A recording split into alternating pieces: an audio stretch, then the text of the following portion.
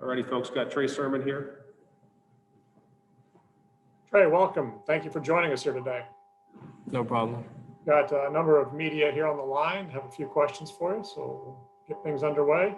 We'll kick things off with Ross Dellinger.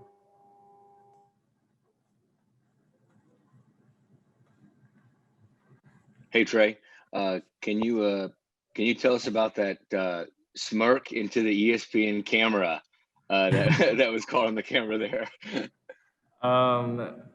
Just looking at the replay, and once the call got reversed, I kind of smirked because I didn't really think I was down, and then once I kind of saw my knee hit the ground, I was just like, I just barely touched it, but it was funny. Next up, we'll hear from Andrea Adelson. Andrea? Ross took my question, but I'm glad I have a second one. Trey, Coach said that something changed in the Michigan State game for you, just in terms of things coming together. Can you just explain why perhaps the light switch went on for you in that game and how you've been able to put together these last two? I just wanted to be able to contribute more and just make the most of my opportunities. I felt like before, I just wasn't playing my best. So, it just kind of started in practice. I just started practicing, a lot harder than I was, just trying to just do whatever I can to just help myself improve.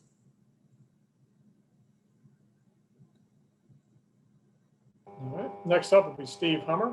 Steve?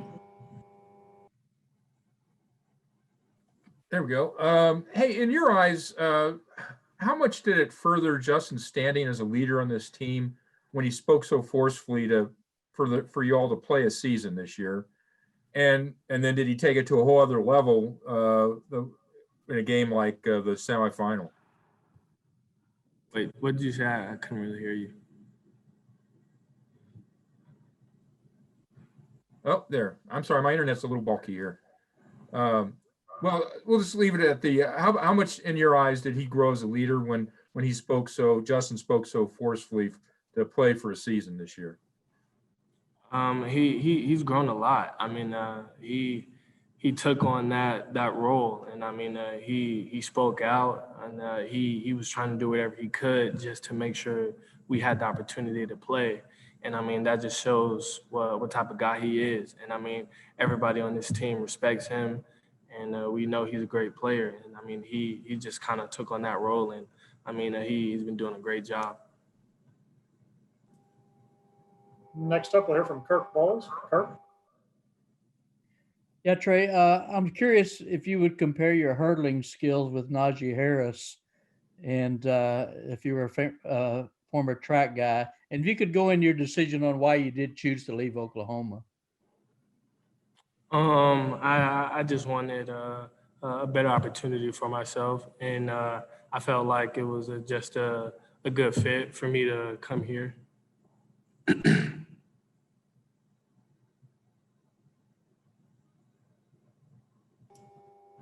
Next up will be Brendan Gulick. Brendan? Hi, Trey. Congratulations on getting a chance to play for a national championship. This has obviously been an emotional year filled with some really high highs and some low lows. I'm wondering if you can just put in perspective for us how special this opportunity is, how gratifying this is for you, given that you guys were fighting just to make sure you could even play a game this season, let alone have a chance to play for a national championship. It's very special, and this team, this program, we persevered through so much, and to have the opportunity to play on such a big stage, it means a lot to us.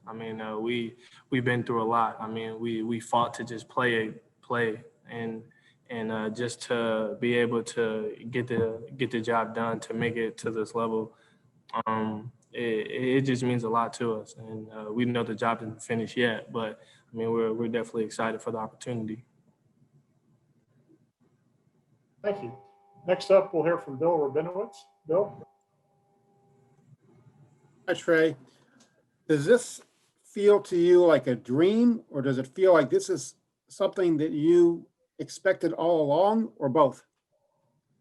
It's a little bit of both. I mean, when I came here, my goal was to do whatever I can to help this team out and play for a national championship.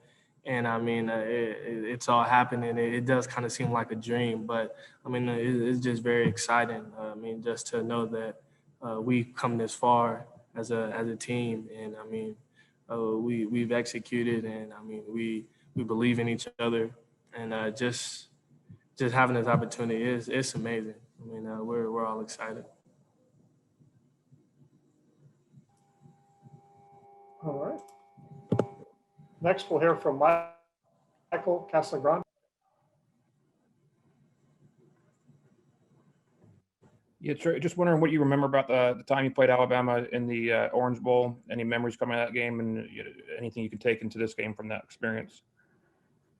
I still just remember them being a tough physical team, and I know at the time, I mean, they were flying around, which is the same that they do now. I mean, they fly around all over the defense. And another thing that I can take into this game, that it goes by quick. I mean, it's great competition, and the games really go by fast. So, I mean, you definitely have to execute, and I mean, you just have to make sure that you don't have any mistakes. All right. Next, we'll hear from Austin Ward. Austin. Trey, I wonder if you remember watching Zeke's postseason run now 6 years ago. I know you were just in high school then. If you had any memories of watching him, and if what that's like to see that you're now putting yourself in that same conversation. Yeah, I definitely remember watching it, and it's just a great feeling. I mean, it's been a lot of great running backs that come through here, and Zeke is definitely one of the best running backs. And I mean, just to be in that conversation, it's an honor. I mean, those guys are great, and I mean, I just feel pretty good about what I've been able to accomplish so far. I mean, with the help of my offensive line. I mean, those guys are great, and they kind of make my job easy, and the tight end as well.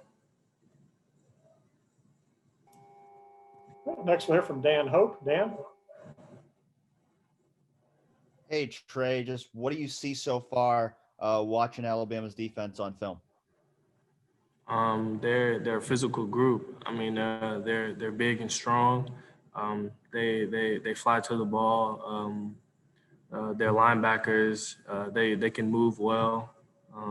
They're pretty dynamic, and I mean, they just fly to the ball, and they make plays. Next, we'll hear from Patrick Murphy. Patrick. Trey, you were asked earlier about the motivation to kind of get going, and you said you didn't feel like you were contributing. You started practicing harder. Was there a moment, maybe it was before the Michigan State game, maybe it was in the Michigan State game, where that light came on for you and you knew, okay, now I'm in comfort with the offensive line, and now I've got it rolling? It actually started happening, I want to say like the week before in practice. I was just feeling good, just practicing. I mean, just hitting the holes and really just getting in sync with the offensive line. And once I got that feeling, I mean, again, I just started to just try to be consistent, continuing practicing hard, running a little extra, just doing all of that. And I felt like it translated over. And I mean, it kind of showed in the Michigan State game. Next, we'll hear from Brandon Marcello. Brandon. Hey, Trey, congratulations on reaching the national championship. I wanted to ask you about your relationship with Rashad and how he helped you in the off season, one with your footwork, but also just getting your confidence back to get you to this point. What did you guys work on? And when did that all come together and you realized that he really helped you, and how much credit do you give him? Me and Rashad Ford King, we've been working with each other since my freshman year in college. And I mean, I've kind of worked with him every offseason. And coming off the injury, we just kind of worked on, my foot placement so that I can get my explosiveness back. And I mean, just working with him, doing the different drills and all that type of stuff, it just made me gain confidence in my knee after having surgery and everything. And I just kind of felt good going into the season. And I mean, he pushes me hard. I mean, he doesn't allow me to make mistakes in drills. If I do, I mean, I got to start it back over. I mean, he coaches me hard every single day when I was training with him the entire time. And I mean, like if I'm a couple minutes late, he makes me run extra. Like I said, he just coaches me really hard, and I definitely appreciate him. Great, we have time for just a couple more. Stephen Means, you're up. Hey Trey, can you just take us back to when you actually got here and just what the last 6 months have been like? You get here thinking you're going to play for a team that's going to compete for a national championship, and then all of a sudden you're not playing, and I don't know what those emotions were like, and then how the season has kind of progressed for you. Like, when did you start to feel comfortable around your teammates? How has this last 6 months maybe gone for you as a transfer who didn't have maybe a normal season? It was pretty rough in the beginning. I mean, just coming here and not being able to be around everybody, and then everything gets shut down and then picks back up. And it was pretty rough. And I mean, the guys, I mean, they welcomed me in from day one. So over time, I mean, of course, I've gotten more comfortable with those guys. And I mean, now, I mean, they're my brothers. I mean, they care about me a lot. They push me to be better. I mean, every day in practice. And it's a good feeling that, I mean, everything started to progress as the season went on. And I mean, we're all playing well. And I mean, we got to where we wanted to get to. So, I mean, everything turned out pretty good. Now we just got to finish. Did that maybe getting comfortable as things kind of progress maybe kind of help you on the field and maybe some of the frustrations you were having there? Yes, I think so. I mean, just getting closer with the guys. I mean, on the offensive side of the ball, knowing that I can trust them. I mean, they're gonna do their best for me, and I'm gonna do my best for them. I feel like it contributed as well. Who was like major in that? I guess like one of the first people that you reached out to you. Really, it was just a few people. I mean, it wasn't really just one person at once. I mean, I built a relationship with really all the receivers. I mean, my offensive line as well. So, I mean, just kind of continuing just talking with those guys and, I mean, just hanging out with them. I mean, it just helped our relationship grow. And then, I mean, you can see on the field, I mean, they fight for me and I fight for them as well.